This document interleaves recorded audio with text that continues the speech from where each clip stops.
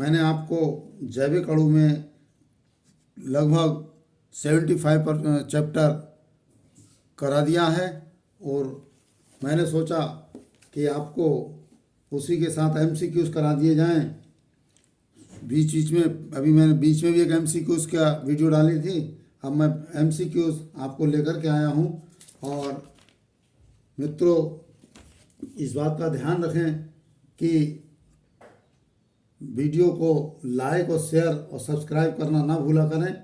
समय व्यर्थ ना करते हुए मैं आपको जैविक अणु के एमसीक्यूज़ की तरफ ले चलता हूं। तो शुरू करते हैं साथियों। पुनः आपका स्वागत है इस एमसीक्यूज़ में जैविक अणु के। इसमें मैं आपको एक सवाल कराना चाहता हूं कि सवाल है कि एंजाइम रासायनिक क्रिया की दर बढ़ा देते हैं या घटा देते हैं, बढ़ा देते हैं, तो कौन हो सकता है आंसर इसमें? नंबर ए है अनुकूल पीएच देकर, वी तापमान बढ़ाकर और संक्रिय ऊर्जा को घटाकर, या एटीपी उत्पादित करके। तो इसमें कौन सा ऑब्जेक्ट हो सकता है साथियों? मैं आपको थोड़ा सा इसकी डिटेल बता दूं। कोहने द्वारा, साइंटिस्ट थे कोहने द्वारा शब्द एंजाइम दिया गया था। एंजाइम शब्द कोहने द्वारा दिया गया था। यूरिस मुट्ठी शुद्ध एंजाइम था। एंजाइम प्रोटीन से बने बायोकैटालिस्ट हैं, राइबोजाइम को छोड़कर। एंजाइम प्रोटीन से बने होते हैं सिवाय आरएनए संशोधित उत्प्रेरक के, जिन्हें राइबोजाइम के रूप में जाना जाता है। एंजाइमों को 6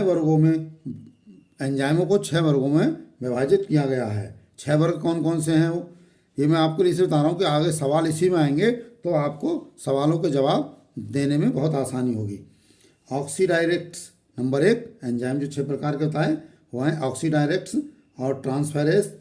3 नंबर हाइड्रोलिसिस, 4 नंबर लाइसोसिस और 5 नंबर इसोरोमोसिस और 6 नंबर लिगैस। ये 6 प्रकार के एंजाइम पाए गए। इनकी व्याख्या क्या होती है कि एंजाइम उनकी प्रतिक्रिया के लिए विशिष्ट है। जो एंजाइम है उनकी प्रतिक्रियाओं के लिए ये विशिष्ट होता है। संक्रियण ऊर्जा प्रतिक्रियाशील अणुओं के बंधन को तोड़ने वाली ऊर्जा की न्यूनतम मात्रा होती है। एंजाइम संक्रियण ऊर्जा को कम करके, देखिए सवाल का आंसर आ गया, एंजाइम संक्रियण ऊर्जा को कम करके जैव रासायनिक प्रतिक्रियाओं की दर को बढ़ाते हैं। एंजाइम प्रतिक्रियाओं को संक्रियण ऊर्जा को कम करते हैं और प्रतिक्रिया की दर को बढ़ाते हैं। देखो पॉइंट की बात है कि एंजाइम प्रतिक्रियाओं की संक्रिया ऊर्जा को कम करते हैं और प्रतिक्रिया की दर को वो बढ़ाते हैं। तो इसका आंसर कौन सा हो गया? संक्रिया ऊर्जा को घटाकर। आपके सामने ये आंसर इसका हो गया। ठीक है। अगला सवाल है, निम्नलिखित में से एक देशांतरगामी महामारी रोग है।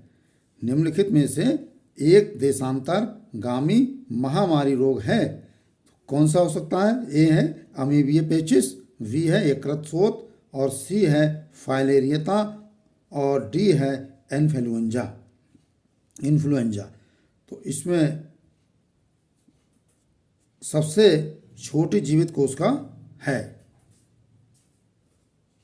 निम्नलिखित में से एक देशांतरगामी महामारी रोग कौन सा हो सकता है? अमीबिया पेचिस, यकृत शोथ या फाइलेरिया, फीलपाव या इन्फ्लुएंजा। तो इसमें ये आपके लिए मैंने छोड़ दिया है। इसका आंसर आप कमेंट बॉक्स में ज़रूर दें। अगला सवाल है कि सबसे छोटी जीवित कोशिका है, सबसे छोटी जीवित कोशिका है। नंबर 1 जीवाणु की, नंबर 2 ब्रेड फफूंदी की, नंबर सी कवक द्रव्य की यानी माइटोप्लाज्मा की, और नंबर अगला है विषाणु की, नंबर डी विषाणु की। तो कौन सा है इसमें? आएगा आंसर कवक द्रव्य माइक्रोप्लाज्मा की, कवक माइक्रोप्लाज्मा की, ये आंसर आपके आएगा। अगला क्वेश्चन है, एक अवसादी, ये है एक अवसादी जीव भू रासायनिक चक्र होता है। एक अवसादी जीव भू रासायनिक चक्र होता है, कौन सा है?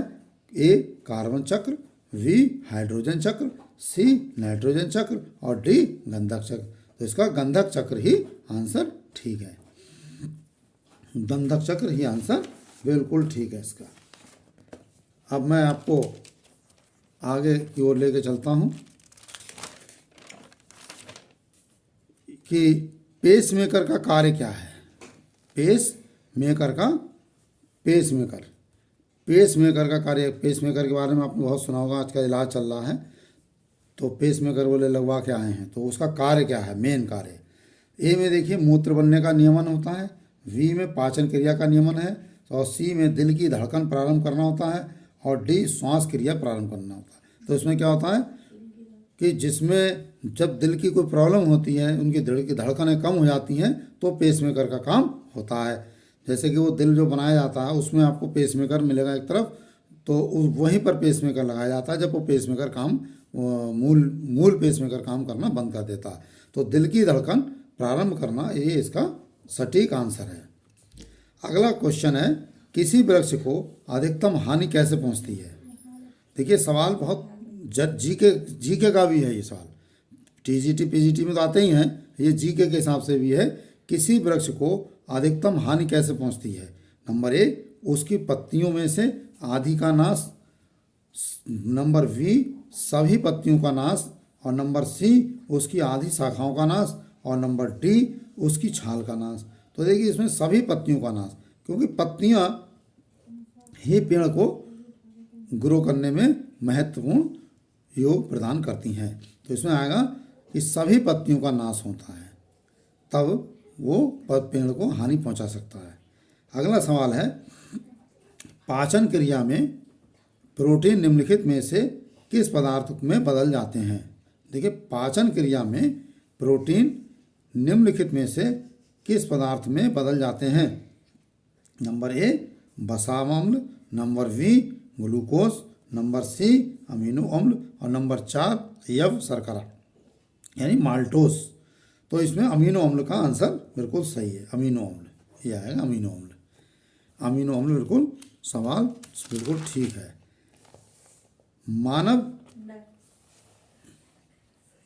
अगला सवाल है कि गर्भाशय के शिशु के निकास की जानकारी, गर्भाशय के शिशु के विकास की जानकारी हेतु किसका प्रयोग किया जाता है। ए एक्स किरणें, बी गामा किरणें, सी अल्ट्रासाउंड और डी अल्ट्रावायलेट किरणें। ये तो बहुत ईजी सवाल है, जिसको देखो कहता अल्ट्रासाउंड करा लिया तो इसका अल्ट्रासाउंड आंसर हो जाएगा। गर्भाशय के में शिशु के विकास की जानकारी होती है तो अल्ट्रासाउंड कराते हैं, उससे पूरी जानकारी आती है। अगला सवाल है, बारंबार होने वाली बारिश और प्रकाश किस क्षेत्र के विकास के लिए उपयुक्त है। बारंबार होने वाली बारिश और प्रकाश किस क्षेत्र के विकास के लिए उपयुक्त है। ए घास स्थल, बी वन क्षेत्र, सी सवाना और डी फलसल स्थल। तो इसका आंसर है सी यानी सवाना। अगला सवाल है, जिस प्रोटीन के कारण एक कोशिका में विषाणुओं द्वारा आक्रमण पर आंसू प्रभावित होते हैं, आंसू प्रभावित होने में कमी आती है, उसका नाम है। जिस प्रोटीन के कारण एक कोशिकीय में विषाणुओं द्वारा आक्रमण पर आंसू प्रभावित होने में कमी आती है, उसका नाम क्या है। उसके नंबर 1 एक्टोमायोसिन, नंबर बी क्लोरोमाइसिटीन, और सी हायोग्रेडोमा, और डी इंफेरॉन। तो ये आएगा क्लोरोमाइसिटीन, इसका आंसर है क्लोरोमाइसिटीन। अगला क्वेश्चन मानव रक्त प्लाज्मा में प्रायः पानी की प्रतिशत मात्रा में कितनी भिन्नता होती है।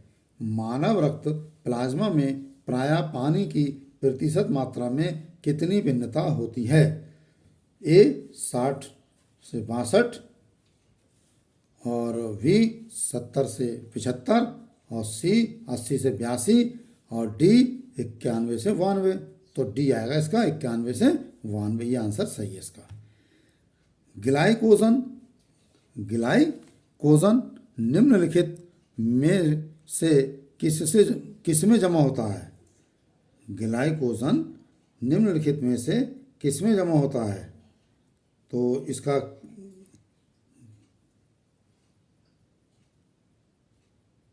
ग्लाइकोजन निम्नलिखित में से किस में जमा होता है? ए पिलिया, बी अग्न्याशय और सी आमाशय ग्रंथि और डी यकृत। तो ये यकृत में होता है, इसका आंसर ए हो जाएगा। अगला क्वेश्चन है, रक्त स्कंदन में कौन सा विटामिन क्रियाशील होता है? रक्त स्कंदन में कौन सा विटामिन क्रियाशील होता है? तो A vitamin D, B vitamin A, C vitamin C और डी विटामिन के। तो इसमें विटामिन के आएगा, के आंसर रहेगा इसका। मानव जाति, अगला क्वेश्चन है, मानव जाति वनस्पति विज्ञान की वह शाखा है जिसका अध्ययन क्षेत्र है। तो इसका अध्ययन क्षेत्र क्या है? फसलों के पौधे, ए बी पुराने व विलुप्त पौधे, सी ईथर बनाने वाले पौधे और डी जनजातीय औषधिक से संबंधित पौधे। तो इसका आंसर यही होगा, जनजातीय औषधिक से संबंधित पौधे।